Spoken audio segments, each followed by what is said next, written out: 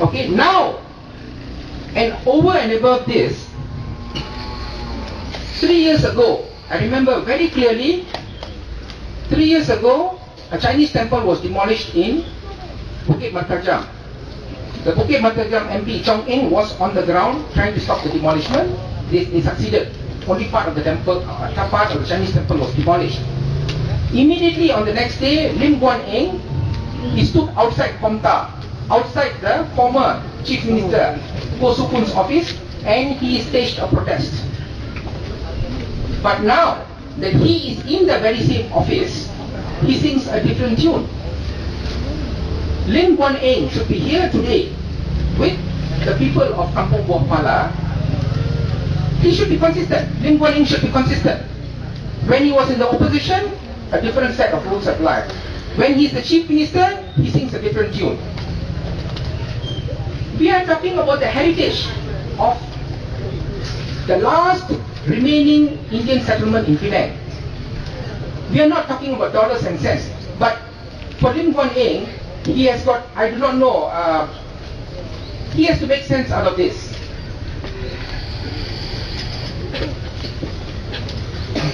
And DAP claims and proclaims to be a multiracial party. In theory, in practice, we call upon DAP, Lim Guan Eng, to practice multiracialism. Not one rule for the Indians, another rule for the Chinese, another rule for the Malays. No. Practice multiracialism. And the issue of brown trust. Okay?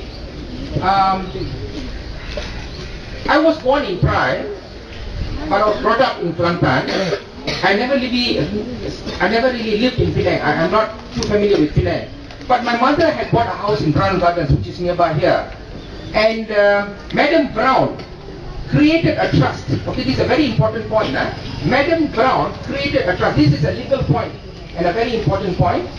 She created a trust.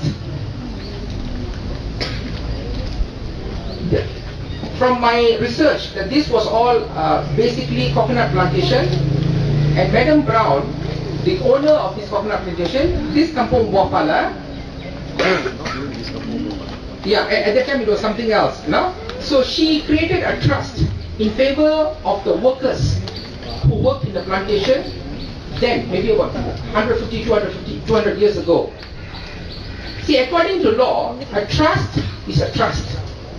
You cannot change a trust. Even the person has died, you cannot change a trust. This is a very important legal point. You cannot change a legal trust unless with a valid court order. I am a lawyer of 18 years standing. Without a valid court order, you cannot change the trust. So there's a Latin maxim which is ab initio. Ab initio means from the beginning. Until today, both the Gerakan state government and also the Barisan government has not produced. Have they produced the trust? No. They have not produced the trust. No. They have not produced the trust of Madam Brown. So without a court order, that means Madam Brown says this Kampung Buah is only to be used as for housing. For housing, especially for the poor Indians.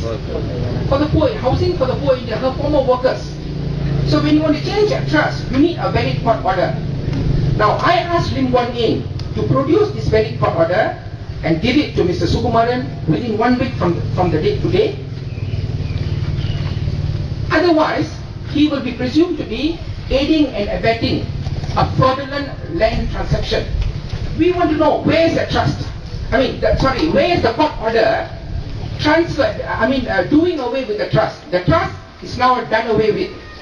The next step was, this was done during the Straits Settlement. The Straits Settlement government gave over the powers of land to the federal government took over, and then from nowhere, the Penang state government, there seemed to be a vacuum, and then the Penang state government issues TOL for these people.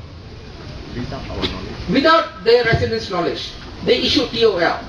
The people were illiterate, they were poor, they were helpless Indians. As usual, they are the most vulnerable group, easily taken advantage of.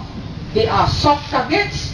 So, Malaysia boleh, semua boleh. Everything goes. Because the most vulnerable group. Okay? The facts are very basic, very straightforward. There's no complication, there is no two ways about it. Facts are facts. So we want to know, where is the court order which cancelled the trust of Madam Brown? We want to know, because the trust cannot be changed unless with a valid court order. Where is the court order now? All documents now are not with Koh Su Kun, but with Lim Guan Eng, no more with Koh Su Kun. So please do not divert the issue, pushing the buck to Koh Su Kun, pushing the buck to MIC or UMNO or whoever.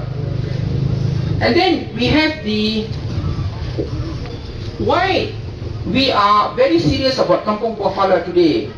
Kampung Buah is just the tip of the iceberg of the gross injustices and the most serious form of violations to the Indian community in Malaysia. I've got a media report here, a Malaysian Nanban, 2nd July 2009, which says that there is another Kampung Buah in Selangor. And I believe there are hundreds more, thousands more. This is just the tip of the iceberg, which I brought you just the latest example. Just 4 days ago. Okay?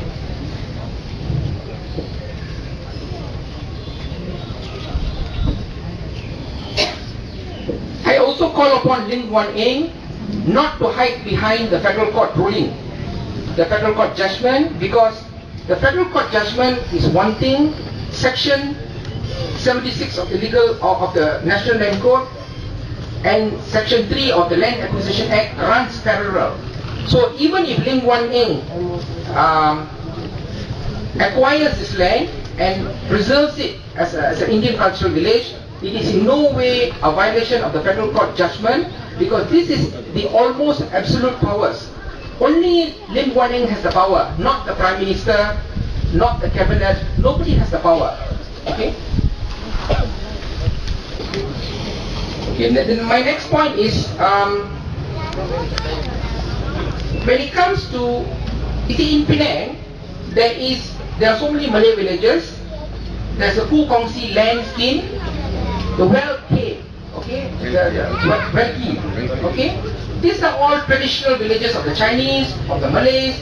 In Malacca, we have the Portuguese village which has been preserved, okay. But why does a different rule apply when it comes to Indians? Why? And we have to have respect for human rights over and above commercial interests. And I would like to recognize the Balik Pulau MP, Yusmadi Yusof, who actually recognized the economic, social and cultural rights of the villages of this Kampung Buah, which was reported in Malaysia Kini on 12, a couple of days ago. I'm sorry, I'm a bit unorganized. You know, I've just been out of prison, so please pardon me. Okay, that's number 24. Okay. I would also like to highlight here today that I came here 3 weeks ago. Okay, when I came here 3 weeks ago, I am only 18 years standing as a lawyer. A very, very senior lawyer, whom I have the most respect for, came to Kampung Buah a week before me, and he said that he's going to caveat this land. That what the state government is going to do is they're going to caveat this land, and that's the action they're going to take. But this lawyer and DAP's lawyers and Lim Guan Eng's legal advisors never ever told the people of Kampung Buah that by way of Section 76 of the National Land Code, the Chief Minister has powers to acquire. The whole scenario took a complete turn after my informing. I actually, very honestly, I came here 3 weeks ago. I came for a wedding in Penang, and on the way, I was told to come to Kampung Buah, and immediately what struck me, was Section 76. Off the cuff. It's a very simple law. It's not, you don't have to go and do research, or it's not a difficult law. Everybody knows this law. But they did not inform the people of Kampung Buah the truth. And on the 7:30 news yesterday, Lim Guan Eng says that the Penang state government we are continuing struggling for the people of Kampung Buah